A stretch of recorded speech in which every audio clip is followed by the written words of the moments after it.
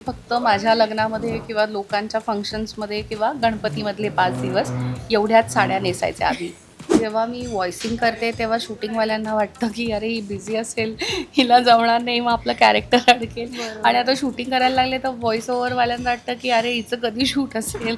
तर ते ना दोन्ही बॅलन्स करणं खूप कठीण आहे. पण आता परत साखरपुड्याच्या निमित्ताने आम्ही सगळे एकत्र असू, मग धमाल असेल, मोठे मोठे सीन्स असतील, तयार व्हायचं. पमा ही खूपशी माझ्या आईला मी रिलेट करते, कारण माझी आई जितकी हळवी आहे तितकीच ती खमकी पण आहे. मी असं नेहमी म्हणते, म्हणजे माझं निंजा हतोडी कॅरेक्टर असं म्हणतो की अनोखा हथियार तुमच्याकडे असायला पाहिजे. तर स्वामी भक्ती हे माझं अनोखा हथियार आहे. हाय हॅलो नमस्कार, मी प्रांजली स्नेहा सुनील लॅमलाईट मराठीमध्ये तुम्हा सगळ्यांचं स्वागत आहे. तर आज मी आले झी मराठीवरील सनी चौगडे या मालिकेच्या सेटवर. त्याच निमित्ताने मेघाताई आपल्यासोबत आहेत. तर कशा आहात? छान. मला लाईमलाईटमध्ये यायला नेहमी आवडतं. अरे, तुम्ही सध्या आहात लॅमलाईटमध्ये.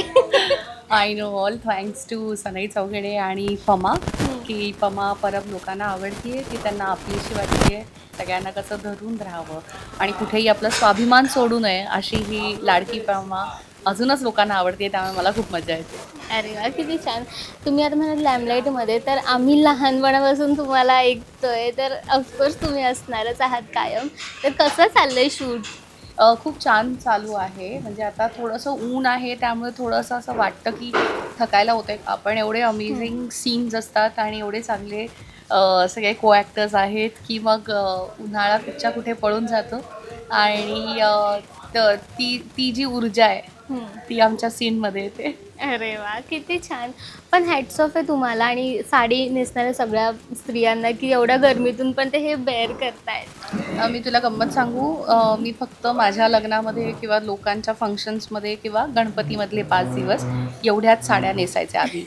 म्हणजे मला साड्या आवडतात पण नेसायला नाही आवडत. म्हणजे दुसऱ्यांवरती बघायला किंवा गिफ्ट द्यायला असं आवडू शकतं. पण मी स्वतः एवढी साडी फॅन नव्हते आधी.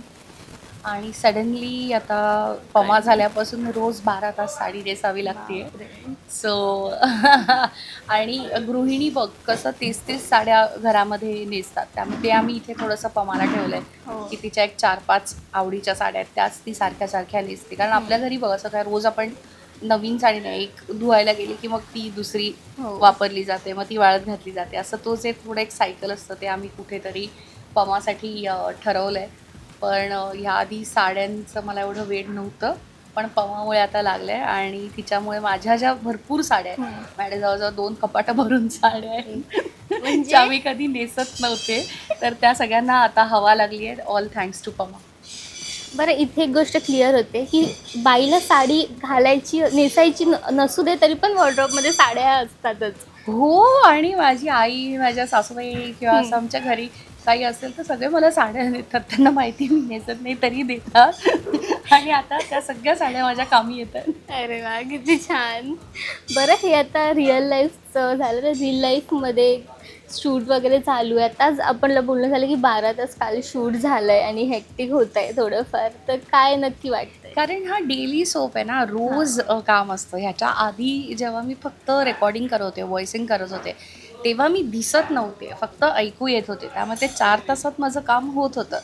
पण इथे कसं आहे, आता समज सकाळी माझे लवकर उन्हामधले सीन असतील, भाजी आणायची आहे किंवा मुलींबरोबर बाहेर जायचं आहे वगैरे, तर ते उन्हातच करावे लागतात. पण हे जेव्हा सगळेजण घरी येतात, शरू ऑफिसमधनं येते, मिस्टर घरी येतात, मुली कॉलेजमधनं क्लासमधनं आलेल्या असतात, तेव्हाचे सीन आमच्या अंगणातले हे रात्रीचे असतात. कारण तिथे बसून भजी खाल्ली, कुल्फी खाल्ली, तर त्या सीनला रात्र लागते आपल्याला. सो तेवढा वेळ तुम्हाला थांबणं भागच आहे. मग मध्ये थोडा वेळ संध्याकाळी कदाचित थोडासा वेळ मिळाला आणि विश्रांती घेतली. विश्रांती म्हणजे काहीतरी चांगलं पुस्तक वाचलं. हल्ली मला मोबाईलवरती वेबसिरीज बघायचं वेळ लागलं तर ते असतं. तर काही माझी स्वतःची कामं असतात, तर ती मग मी मधल्या काळात जेव्हा सीन नाही आहे तेव्हा करते. पण कधी कधी लवकर पॅकअप होतं, कधी कधी थांबावं लागतं. So it depends. हल्ली तर इनफॅक्ट आम्हाला मागच्या आठवड्यात 3 सुट्ट्या पण मिळाल्या. अरे वा.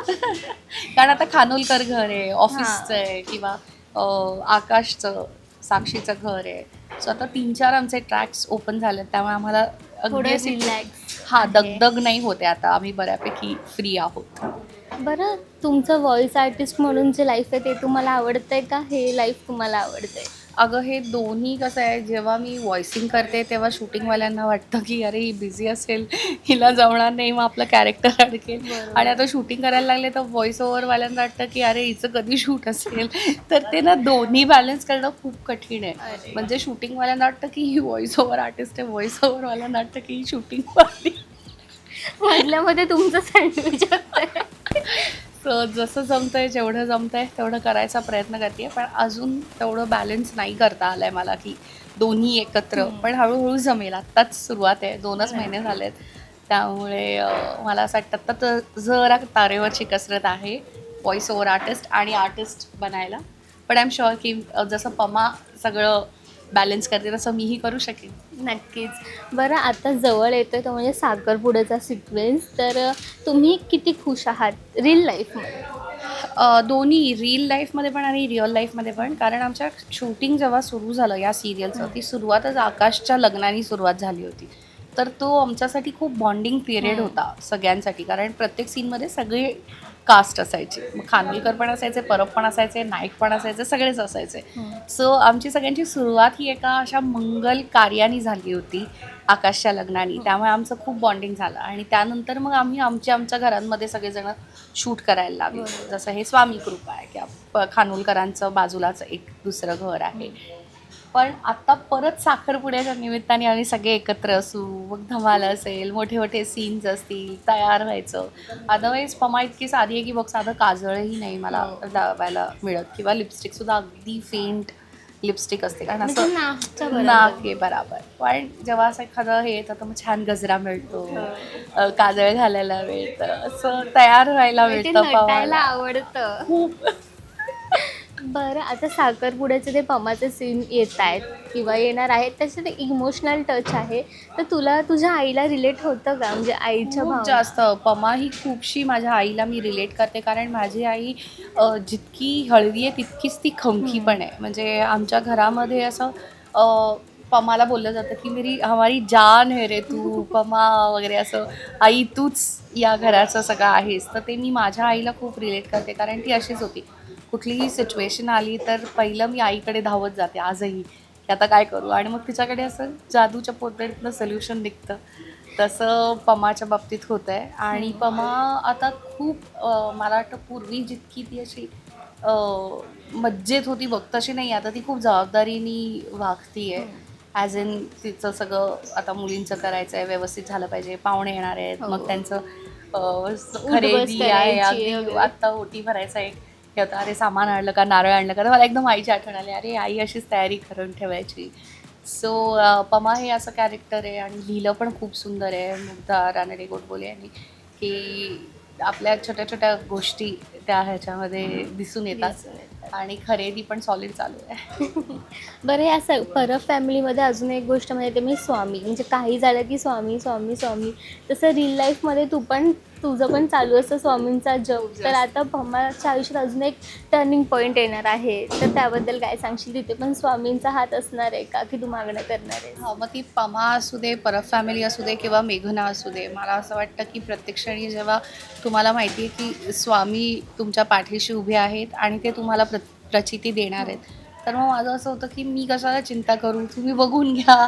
मला पाठांतर करायचं आहे किंवा माझा सीन चांगला व्हायचा आहे किंवा त्याची इंटेन्सिटी आहे, तर मी माझे 200% देईन. पण शेवटी स्वामी बळ असेल बरोबर. तर ते उठून दिसेल किंवा प्रेक्षकांपर्यंत पोहोचेल. त्यामुळे मला असं वाटतं की प्रत्येक वेळेला कुठलं तरी, मी असं नेहमी म्हणते, म्हणजे माझं निंजा हतोडी कॅरेक्टर असं म्हणतो की अनोखा हतियार तुमच्याकडे असायला पाहिजे. तर स्वामी भक्ती हे माझं अनोखा हतियार आहे, जे मला सगळ्या संकटांपासून वाचवतं आणि मनःशक्ती देतं. कुठेतरी मला जे आत्मबळ किंवा एखादी गोष्ट करण्याची जी ऊर्जा, एनर्जी हवी आहे, ती मला फक्त आणि फक्त स्वामींमधनंच मिळते. कारण जेव्हा तुम्ही एक व्हॉइस ओव्हर आर्टिस्ट म्हणून काम करता, तर एका एसीमध्ये बसून तुम्ही 4 तास फक्त तुमच्या गळ्यांनी काम करता. पण जेव्हा तुम्ही एक ॲक्टर म्हणून काम करता, तेव्हा तुम्ही दिसताय, तुम्ही बोलताय, तुम्ही एवढा वेळ उभे आहात, तुम्हाला इतरांबरोबर ॲक्शन रिॲक्शन करायची, इंटरॅक्शन करायचं आहे. डबिंगमध्ये तुम्ही एकटेच असता. बरोबर. सो हे सगळं करताना मला जे एक्स्ट्रा जी ताकद हवी आहे ती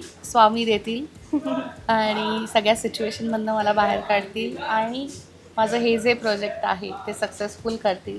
कुठेतरी जेव्हा सकाळी मी घरातनं निघते आणि रात्री परत जाते तेव्हा मी स्वामींचे आभार मानते की आज तुमच्यामुळे मी हे चांगलं काम करू शकले आणि असेच माझ्याबरोबर राहा असं मी चांगलं काम करू शकले. नक्कीच. खूप छान वाटलं तुझ्याशी बोलून. स्वामींच्या कृपेने सनई चौगडे हा नंबर 1वर असेल झी मराठीवर, हीच आशा. त्याच्या तोंडात साखर पडो आणि तू सुद्धा लाईमलाईटमध्ये येऊ. नक्कीच. थँक्यू.